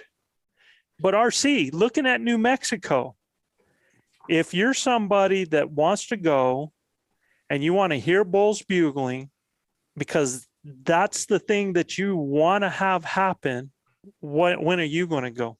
What 7 days? Like you say, if you want to hear lots of bugles and have lots of different kinds of encounters, I think the last hunt's the best one to go on because there's a lot of things that point in that direction. So now, not saying it's the easiest hunt. He's just saying it's got a lot more activity. Boom. Exactly. It's just, if that's what you're looking for, if you're looking for the sound, the encounters and that kind of stuff, well, yeah, second hunt, but I love the first one because it's like, Oh, dummy's gonna come stumbling in.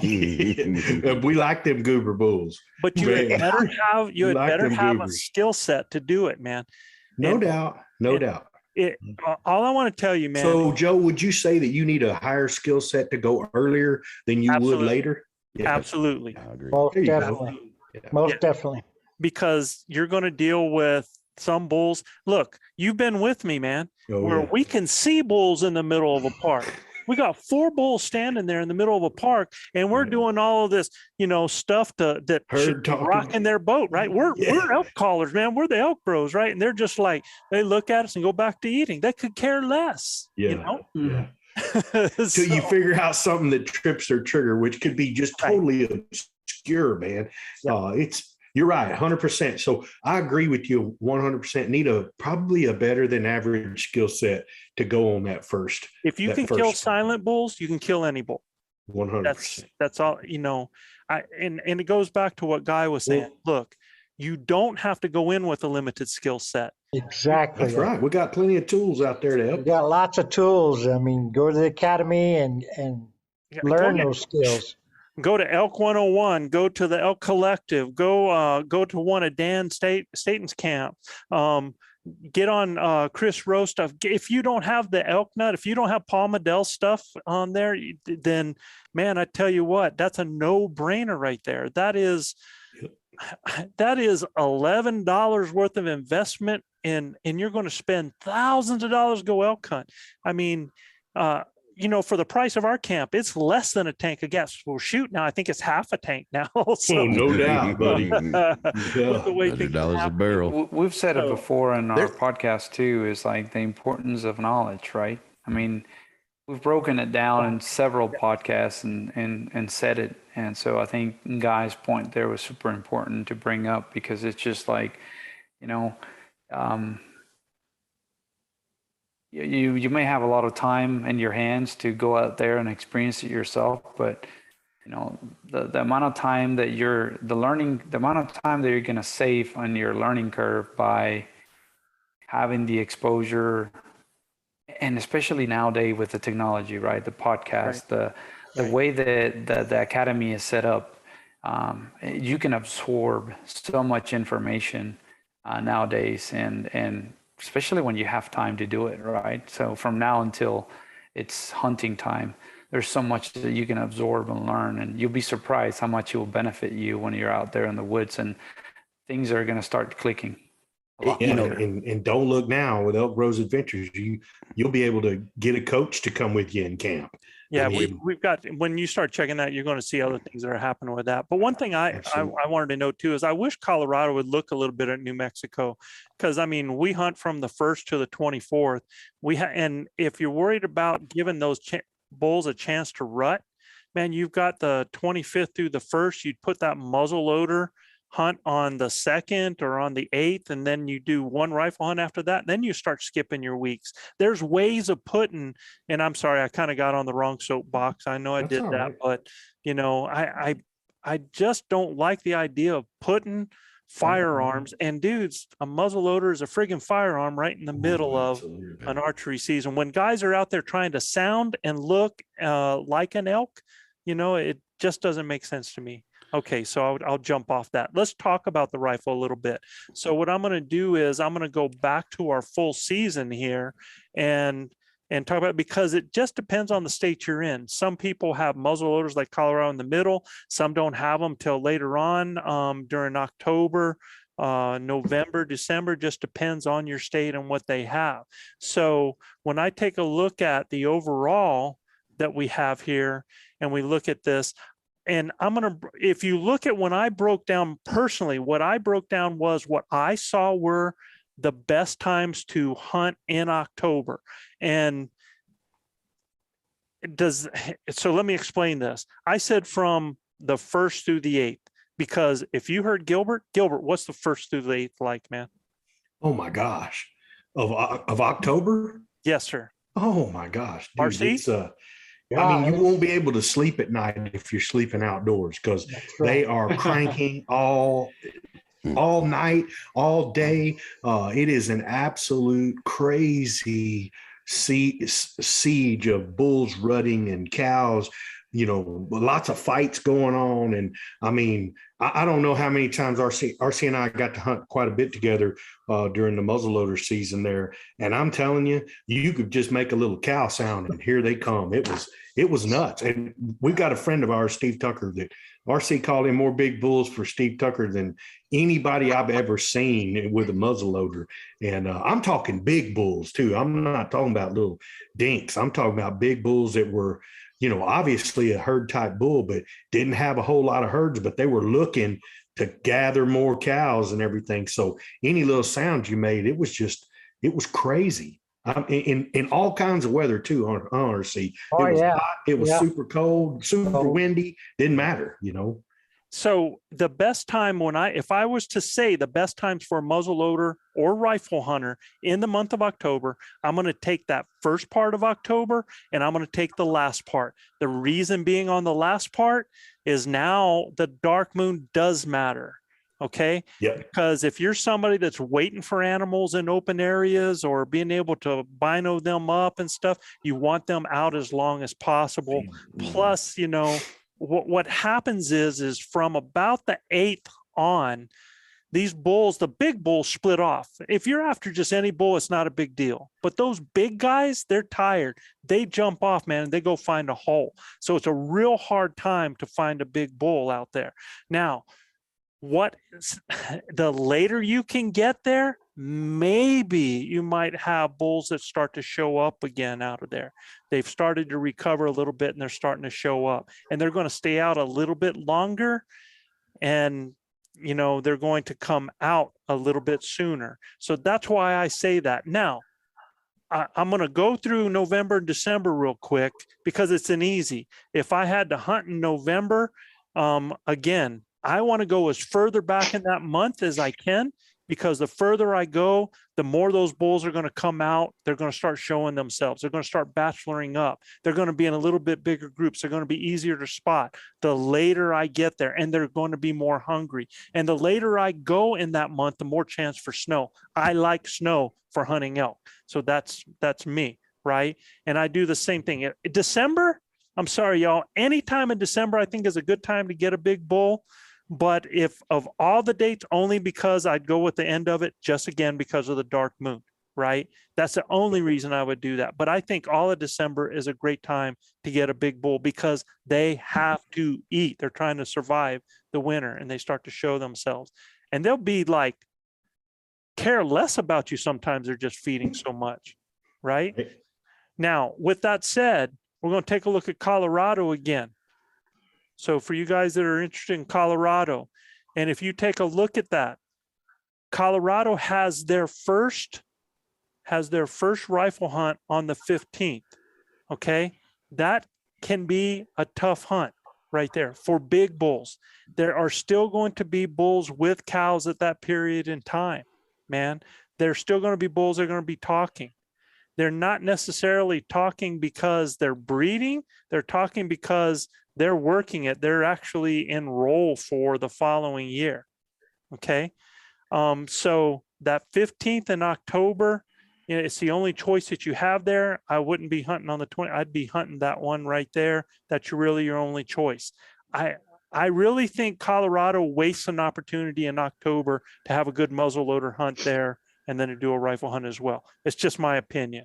That's how I feel about it. When you go to November, from the information that I've just said, guys, what would you select out of the second, third, and fourth rifle hunt to be able, RC, you take a look at that, man, and which one would you go for? I'd go with the fourth. Luis, what do you think, man? Fourth as well. Yeah. So what's our reasoning? Dark moon. Dark moon. Dark moon? Later? They're out feeding. Trying to get those bulls when they're coming back out feeding, when they're starting to bachelor up, right? You might have snow. Hopefully have snow. Yep.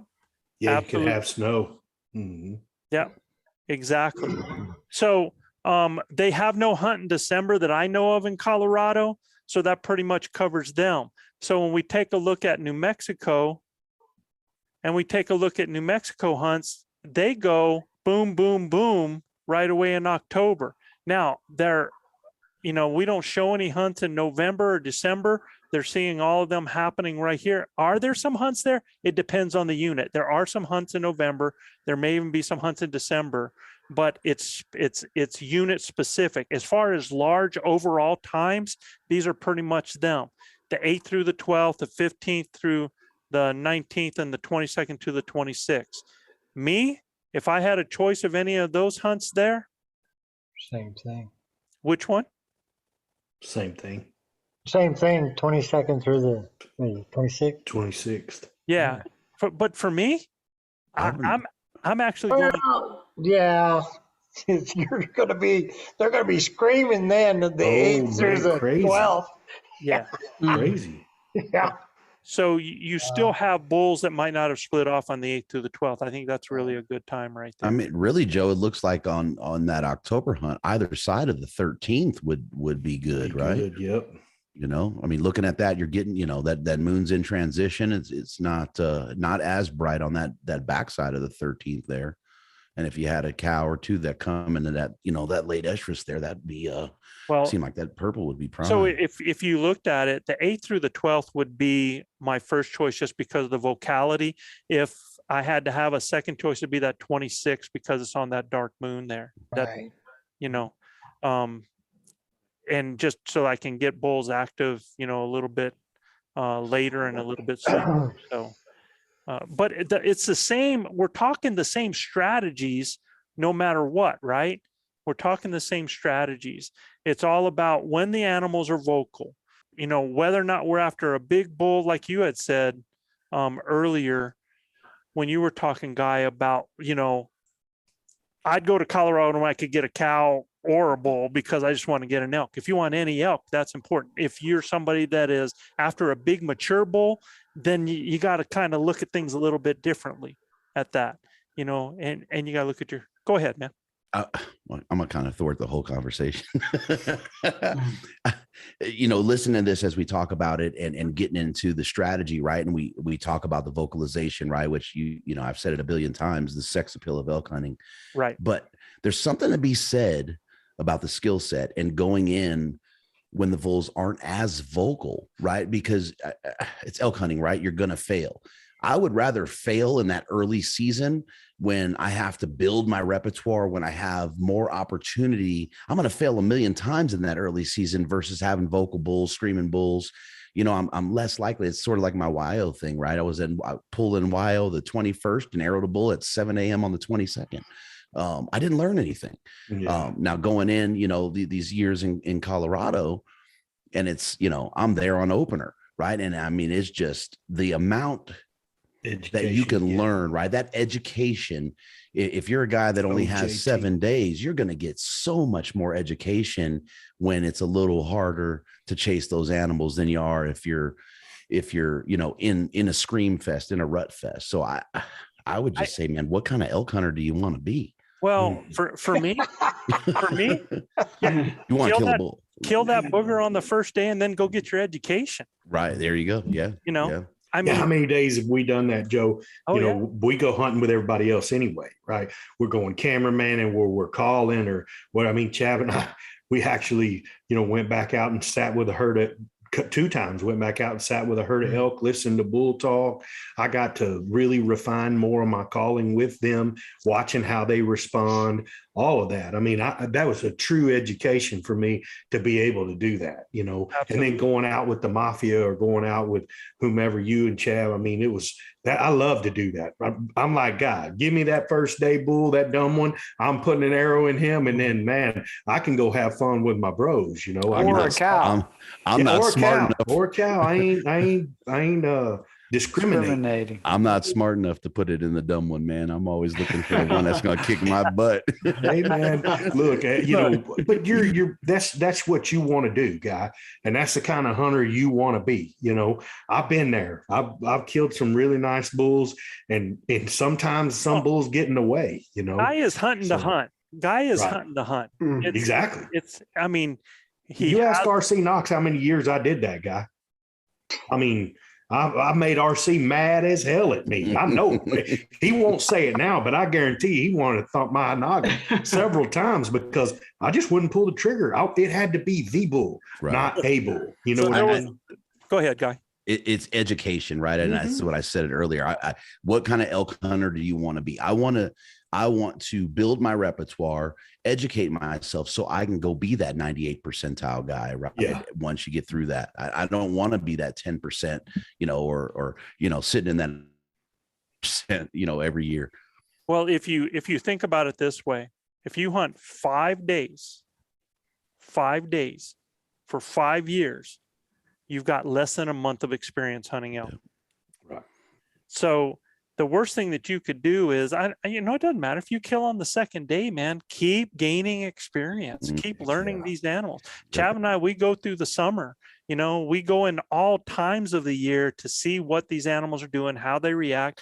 I was in a blind with Luis and, there We're were sleeping. deer. There were deer out in front of us and I'm making noises on my bow, and Luis is like, dude, what are you doing? Don't educate him. I was like, no, I'm educating me. I wanted to find out how much I could get away. I do it with elk all the time. I get in a situation to try to find out, because I think a lot of times we get in situations with elk and we create our own anxiety. I've been around elk where I'm like, oh, they're going to go away. They're going to run this. They're going to, you create all these monsters under the bed instead of chilling a little bit, enjoying the moment, relaxing and letting the hunt come to you. And I've killed elk where now I'm relaxed with a bull in front of me. And it's like, they'll freaking walk right up to me 5 yards away. I do my arms like I'm shooting my bow, all these things. And it's like, wow, I can get away with a lot more. That worked for them hogs. What's that? How did that work from them hogs, moving your arms like that and your bow? Throwing his mittens off. Yeah. I don't know. When I was stalking them, I walked right up to them puppies, man. So it was a little bit better. Their eyes are not as good as their nose and their ears. So their nose is amazing. It's the best I've ever seen in my life. You think a bull or a cow elk's got a great nose, they ain't got nothing on a daggone. But look, you know what's but there's something to what you're saying, Joe, and I agree. I've noticed too that sometimes when the Vito Lacus get the worst of me, I feel like they can sense that. It's not a real word. Yeah. That's not a real word. Every time I hear it, man. Not a real word. RC, I don't know if you heard that story, man. I'm sitting there at my work and I'm talking to one of my guys, and he's asking me about hunting. And I'm like, yeah, man, you get the Vitalakis. And I'm thinking, I got a legitimate word here. And he looks at me all puzzled, like, okay. And then come to find out these fools made the word up. So much for my bilingual skills. It's a mafia-driven word, man. Straight slang from the shores of. We got to get that in some kind of urban dictionary or something, man. Bequisimeto, right? From the shores of Bequisimeto. Manano's dad came up with that word. Oh, it's hilarious. So yeah, I mean, I feel like they can sense it. I agree with you, man. I think we there's put something off. to it. I think we put off, maybe it's kind of weird to say, but there's an electromagnetic deal that we've got inside of us. And when we're at real heightened awareness, I think just like dogs and bees can smell fear and stuff, I think other animals are in tune to that kind of stuff. We give them the heebie-jeebies. Well, you have the hex suits. You have hex suits for hunting. You have hex suits for when you're in the water around sharks.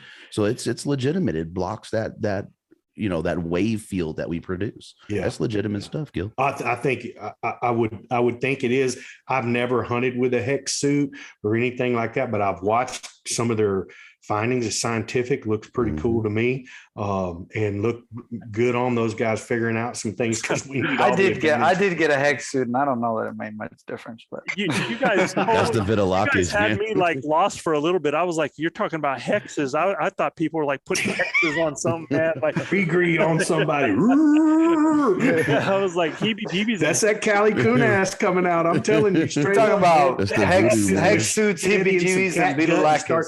Chanting over it. But I don't know about you guys, but I totally believe in the sixth sense. I don't know how many times I've been walking and feel like something's looking at me and turn only to see an animal and I staring at each other, man. So I do believe in that. I that's just me, man. I believe in that. Me too. One time Joe and I were walking and I felt like something was looking at us, and I turned and looked, and I had to hit him in the back with a stick to get him to stop, because he was going to walk right through the middle of a herd of elk. And I'm like, Joe, stop. He goes, what? I said, dude, I think we're right here in the middle of a herd of elk. There's some elk up ahead. He goes, get me my binoculars, man. So I dig in his pack, get him his binoculars, and he looks. Oh, yeah. Oh yeah, that's elk right there. Ended up killing 2 bulls out of that set that morning, man. Hey, this is pretty cool. So Rich Scott, right? He's a Elk Bros grinder, man, and he's messaging me because he knows I moved here, and he's like, man, we hunt right there. So we've been texting back and forth for a minute. So I'm gonna send him that picture real quick. Oh, you're talking about Scott Baker? Yeah. No, Rich Scott. Yeah, well, he goes, but his name is actually his name is Scott Baker. In witness protection, dude. There you go. This guy right That's here. You look at the Elk Bros shirt on right there, buddy. With his daughter Lola, who recently had a birthday. Happy birthday, Lola! Yeah, happy birthday. All right, dudes, man. I think we covered this as much as we're going to cover it, and I hope this helps everybody out. If you have any questions or any comments, just throw them our way, man. Gil. An unbelievable show tonight. Always way cool to have, Guy on the show with us. Thanks, man. Thanks for showing Guy. Gents. Always a pleasure, brother. Got a magical voice. Love him spending time with us. Can't wait to do some more stuff with him. Guys, if you like what we're doing, please subscribe, rate, and review us. You got to go to Apple Podcast or iTunes to review us, and you can check out more elk hunting content at ElkBros.com. And just a reminder to all our listeners out there, if you'd like your questions answered on our show, just send your questions to info@ElkBros.com. That's info@ElkBros.com. And like we say down here in the Lone Star State, husbands kiss your wives, wives kiss your husbands, hug your babies, keep your broad head sharp and your powder dry. And we'll see you next week right here on Blue Collar Elk Hunting. Yes, sir. And what are we going to hear? And for all our grinders out there, here's some more music from our brother from the West, Mr. Tony Wintrip. Peace, everybody. Peace. Thank you. Thanks, boys. I'd like to put my tag on you.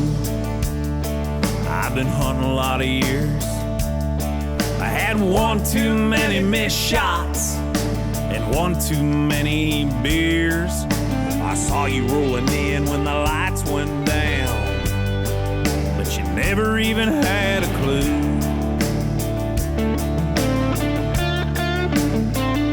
So I left the blind on a Sunday afternoon.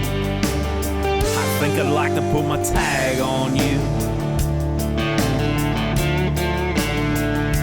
Well, I spent a couple nights in the window, just watching the wind blow by. I'm wondering where you're gonna make your bed at, and where you'll go with that sunrise.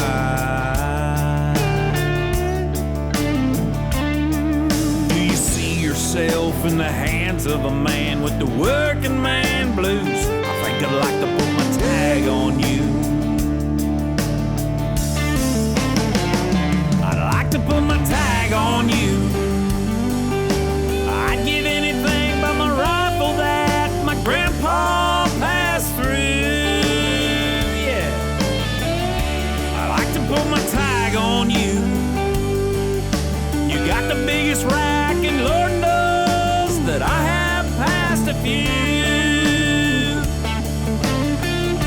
If I could give a damn about the money, here's the cold hard truth. I think I'd like to put my tag on you.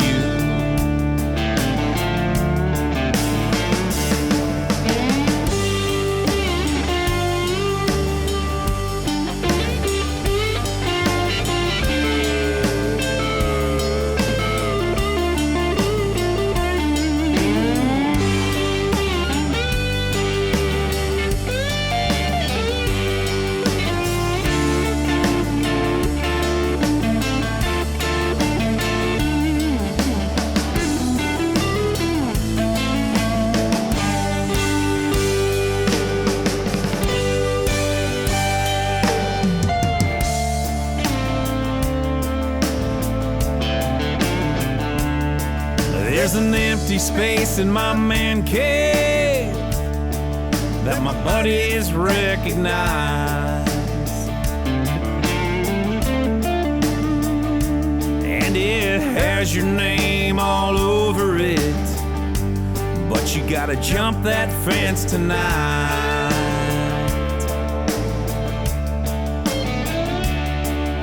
The full moon is rising and tomorrow's sky is blue. I'd like to put my tag on you.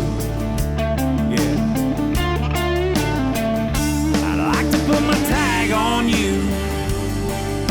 I'd give anything but my rifle that my grandpa passed through. Yeah. I'd like to put my tag on you. You got the biggest rack, and Lord knows that I have passed a few. I could give a damn about the money. Here's the cold hard truth. I'd like to put my tag on you. I'd like to put my tag on you. Oh yeah, baby. I'd like to put my tag on you.